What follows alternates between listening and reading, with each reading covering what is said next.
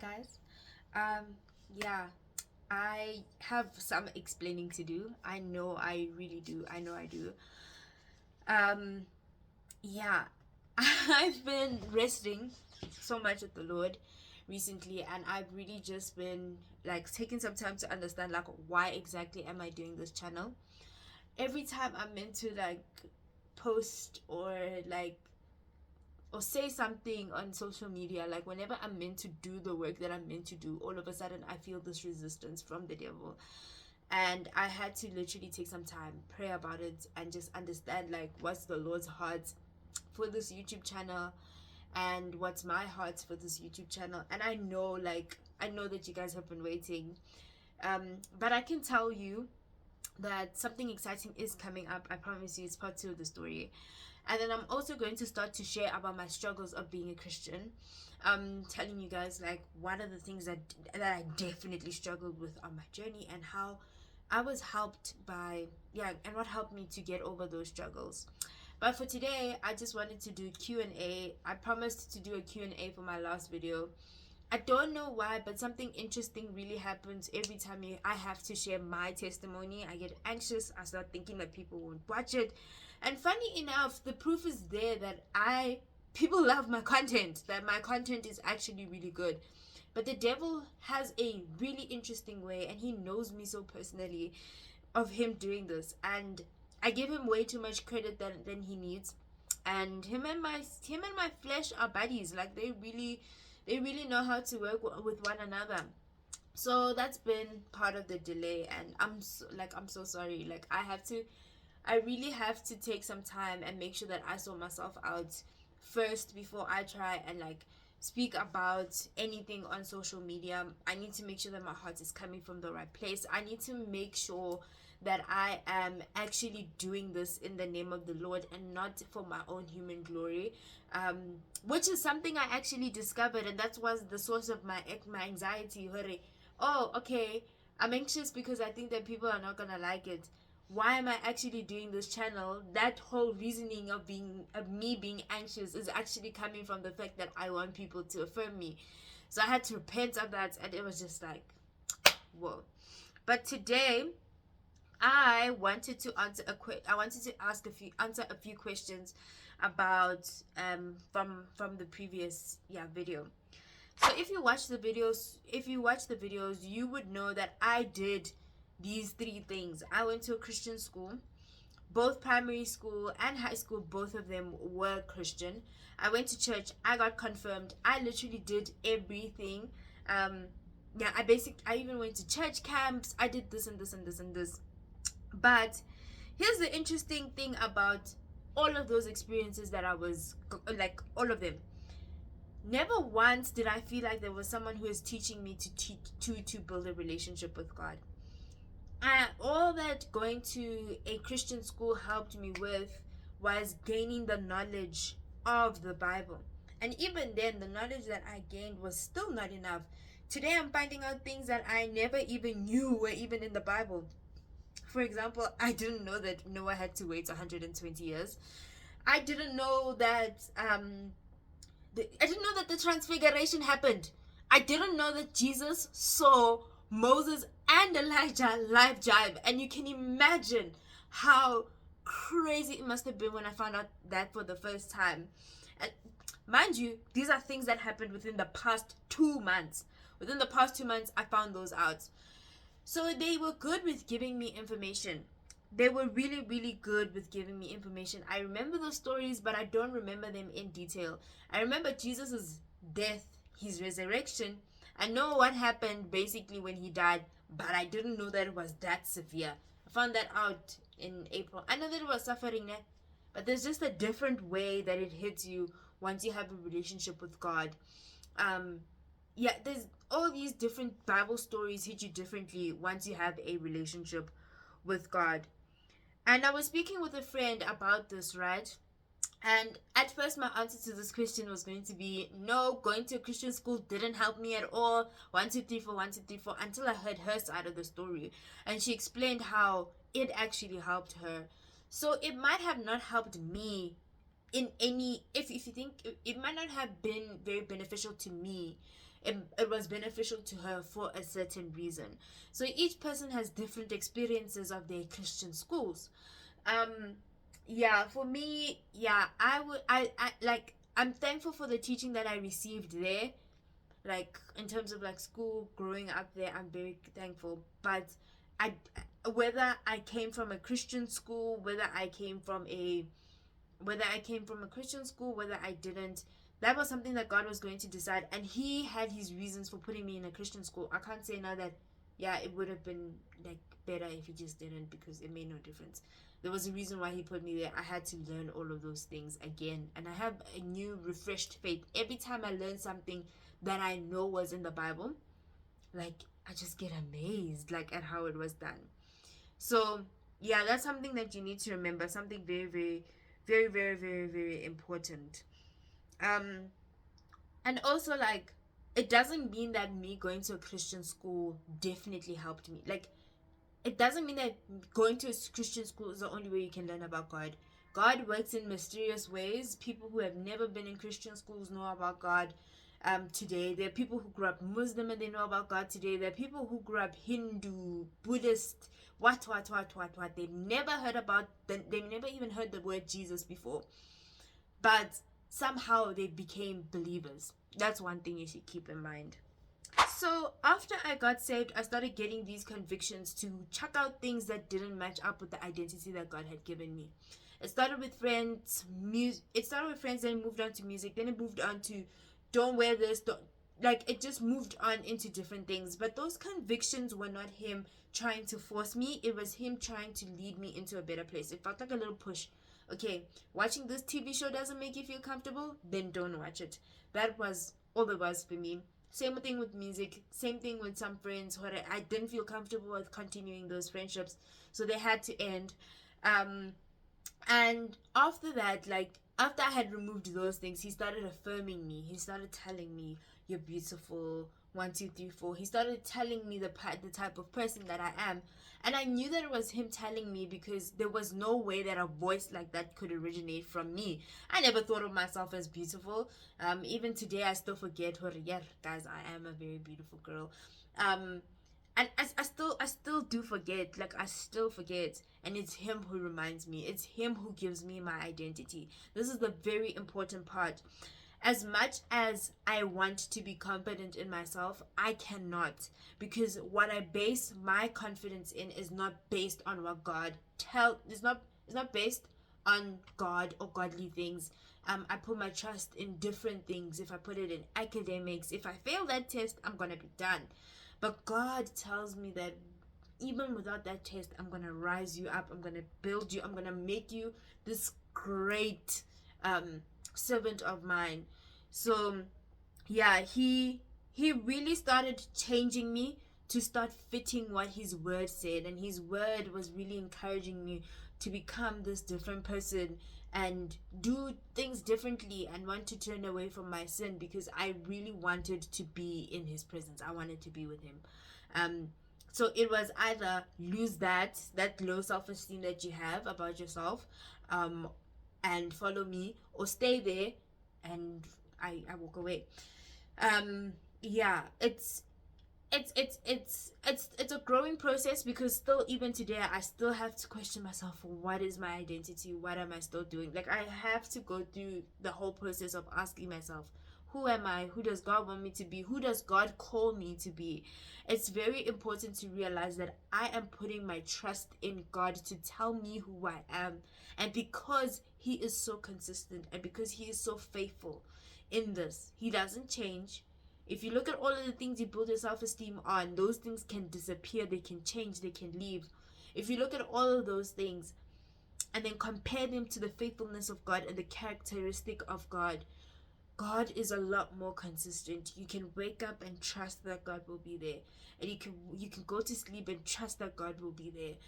Everything, you can trust that God will be there. He is so consistent. I had no other choice but to believe what He said about me. Okay. And what He basically did was, the way He built everything, right, was He made it seem as if those self-esteem issues were never even there to begin with. I never felt there was sometimes like I like when I think about the past and I think about like how bad things were, yes, it can get me emotional, but it seemed like it was something separate from me. It's very hard to see it as me that was happening to me. I was even trying, like when I was writing the script for the second episode, because I needed to remember what happened um after I got saved and I up until I got baptized. I was going through my chats with Kate, and I actually could not believe the things that I was saying there, because I was like, that actually happened. Oh my gosh, I couldn't believe that actually happened. There were so many things that I placed my value in, I placed my self-esteem in back then, and versus now, totally different. Totally different. Okay. And you'll see, like, as time goes on, how God started to dismantle those insecurities of mine, how God started to remove some insecurities, how he started saying, no, Tiamo, this is not who you are, this is not who I called you to be. You will start to see that in the videos, and I'm gonna make it very clear. I'm gonna make it very clear in the videos. Okay. Here's the thing, I didn't know that I was on the right path. Here's what basically happened. My life was at such a low point. I had nothing left in me. I didn't want to die though. I thought that I was useless. I thought that, okay, my life is going to end and I would have not done anything. I literally was at that point.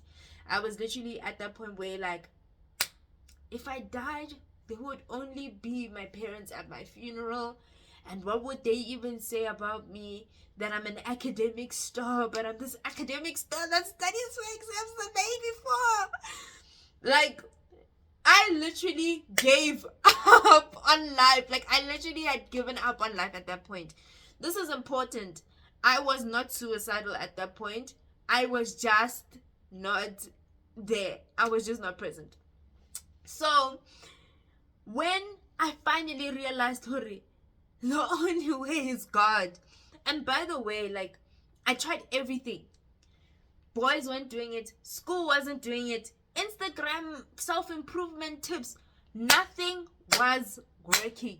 Nothing. I can't even, like, explain. Nothing was working. I'd go out and see friends. I'd do this. I'd do that. I'd do this. I'd do that. Nothing was working. And I was just at that point where I'm just like, I literally have nothing to lose. I'm about to fail this semester. I'm going to have to repeat courses and I don't know what I'm going to tell my parents. Mind you, I haven't seen my transcript. That day I got taped, I hadn't seen my transcript yet. I was like, I have nothing left to lose. But then, because I was reading, like, we were doing the one-to-one together, and there was just this promise of life that Jesus comes with. I knew of the promises that Jesus comes with, and I never thought that I had access to those promises. Those promises were always something that I wanted to have. I wanted to have eternal life. I wanted to be in God's presence forever. I wanted to be a friend of God. I wanted no longer to be a sinner. But I needed someone to tell me how to get there. And all this time that I had been spending at church, spending going to school and hearing from the Bible, what I was basically hearing was the only way you can get to those rewards is if you follow the 10 commandments, which is a very dangerous thing, because it is so hard on a day to make sure that you complete the 10 commandments. It is so hard. If you don't believe me, write down the 10 commandments and then look at yourself today at the end of the day and reflect. It is so hard. And then when Kate said to me, the only thing you need to get saved, so to not go to hell, I didn't want to go to hell. I knew that I did not belong to hell. When she said to me, the only thing you need to do to get saved is confess with your mouth that Jesus Christ is Lord. I literally, like I said, are you serious? Like, I was so shocked. Even, like, the position that I'm even, like, sitting in right now, I think I was sitting even in the floor. I think I was sitting, like, here. Like, I was sitting, like, on the floor in this space. I literally asked her, like, are you serious? I was in so much disbelief, because how can it be so simple? How can it be so simple for me to reach those rewards? I just needed to say something. Just say, words are so easy. Words flow so easy. I'm a talkative person. I talk, guys. Words come out of me easy peasy. All I needed to do was that. I was like, there's no way. There is no way I'm going to miss up this opportunity. So I took it. I didn't know when I took that was going to be the right decision. And right after I made that decision, God started showing up. God literally helped me in a situation that I never thought I would ever receive help in, like that I could ever, like, he saved me from a situation that I never thought I would be saved in. At that point, I was in a very toxic relationship with a friend. I could feel that it was a very toxic relationship, and I wasn't sure where I was standing, and the Lord literally helped me find the answer to that situation. I prayed about it literally. I prayed about it today, and literally with not even a week had passed, he answered my prayer. And he started doing things like that. Jiggy jiggy, I can hear him. Jiggy jiggy, I want to go to church. Jiggy jiggy, I want to do this. Jiggy jiggy, I want to do that. You know, it was just like, okay, every day was confirming that I need to be with God, that I need to choose him every single day. My prayers are getting answered. I'm actually feeling good about myself. I can pray and know that something actually happens when my prayer like when I complete the sentence of my prayer. And that's the only thing that's keeping me here. Like, I'm not with Jesus because I can get all of these wonderful things. No, never. He doesn't have to serve me. He's doing me a favor. And that's like, and I don't mean like serve me as in like he worships me. No. I mean all of the things that I have, it's literally from the service of God. I have this tablet because of him. I have this phone because of him. I have this YouTube channel because of him. All of these things are built because of him, and it's his way of serving me. He doesn't have to do this, but he chooses to.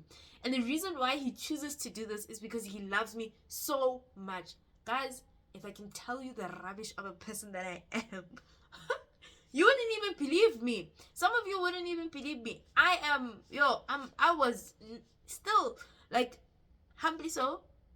I'm a better person. But back then, wow. And he still chose to love me. He took me out of the depths. He didn't owe me that. All he owed me, literally, was to forgive me from separating myself from him for such a long time and not being in his service. That's all he owed me. But then he kept on adding and adding and adding and adding. And I'm going to make it very clear. I'm not with God because he can serve me. He can do all of these things for me. The thing that he produces in my heart, man, the way I feel when I wake up. If you guys were there in 2022 November, the way I'd feel when I woke up, I feel like I had no hope. I feel like I had no direction. I feel like nothing was happening. But today I wake up and there's purpose. I don't even want to do anything. All I want to do is worship the Lord because of what he has done. And again, I'll emphasize, he doesn't have to do all of these things, but he does me. He does them. All the Lord owed me was, Tiamo, I forgive you. That's all he owed me. I promise you, that's all he owed me. But today, where I stand, where I am, what I do, what I wear, everything about me, what I say, is because of him. Everything about me, everything to this day, to this moment, confirms that I should be with him. Everything else I had tried. Guys, I nearly even became Muslim. Like, I nearly even became Muslim because I knew I needed God. I didn't know how I was going to get there. I knew I needed God. I just didn't know how I was going to get there. The route to go Muslim didn't even work. I nearly belonged to a cult. And I'm sorry to say this, ne? No, I'm actually not sorry. If any church believes, if a church believes that the way you get into heaven is through your works, and they can frame it in different ways, oh, you need to eat this supper, oh, you need to go see this one, you need to kiss this one's foot, you need to do. I'm not saying that that's what the cults say. I'm just saying, if any church tells you the only way you can get to Christ is not what is written in the Bible, that's a cult for me. I nearly belonged to a cult. I tried a cult, guys. I tried a cult. He pulled me out of that. There's a reason why all of that happened. I knew. I don't know. I just had this feeling. I just kept wanting to be with him. I knew that better was in him. I knew better was in him. And I wasn't going to gain access to that better without being with him. And that better is not talking about my material stuff. No, I was talking about inside my heart, what my heart felt. I didn't feel like my heart was beating. Now it actually beats. And I know it because the Lord loves me. That's why. That's why I chose God, to be fairly honest with you.